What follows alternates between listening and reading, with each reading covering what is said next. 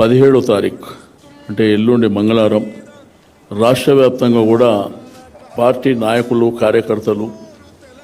ప్రజలు ఈ జన్మదిన వేడుకల్ని పెద్ద ఎత్తున జరుపుకోవాలని, వారు అందించినటువంటి అద్భుతమైనటువంటి పరిపాలనలో భాగం నీళ్లు లేని గోస తీర్చినటువంటి నాయకుడు, కరెంటు లేని గోస తీర్చినటువంటి నాయకుడు, దాంతోపాటు ఒక ఆడపిల్ల పెళ్లికి కళ్యాణ లక్ష్మి ద్వారా 1,00,000 రూపాయలు ఇచ్చినటువంటి నాయకుడు, గర్భిణీ స్త్రీలకు కేసీఆర్ కిట్ ద్వారా ఒక మేనమామలాగా ఆదుకున్నటువంటి నాయకుడు, ఈ దేశం ప్రపంచంలో ఊహించినటువంటి రైతు బంధు అనేటువంటి గొప్ప కార్యక్రమాన్ని తెచ్చినటువంటి నాయకుడు, చదువుకునేటువంటి పిల్లలకు ఓవర్సీస్ స్కాలర్షిప్ ఇచ్చినటువంటి గొప్ప నాయకుడు, మిషన్ కాకతీయ ద్వారా నీటి దాహర్తిని తీర్చినటువంటి నాయకుడు, ఇరిగేషన్ కాళేశ్వరం ప్రాజెక్టుల ద్వారా అద్భుతంగా అన్ని గ్రామాలకు నీళ్ళు ఇచ్చినటువంటి నాయకుడు, ఆసరా పెన్షన్లు 200 ఉంటే 2,000 రూపాయలు చేసినటువంటి నాయకుడు,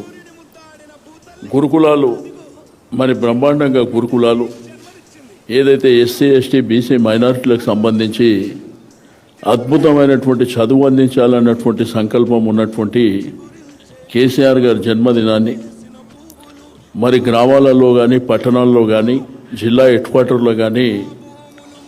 పార్టీ నాయకులందరూ కూడా బ్రహ్మాండంగా ఘనంగా నిర్వహించాలని చెప్పి నేను ఈ సందర్భంగా తెలియజేస్తూ,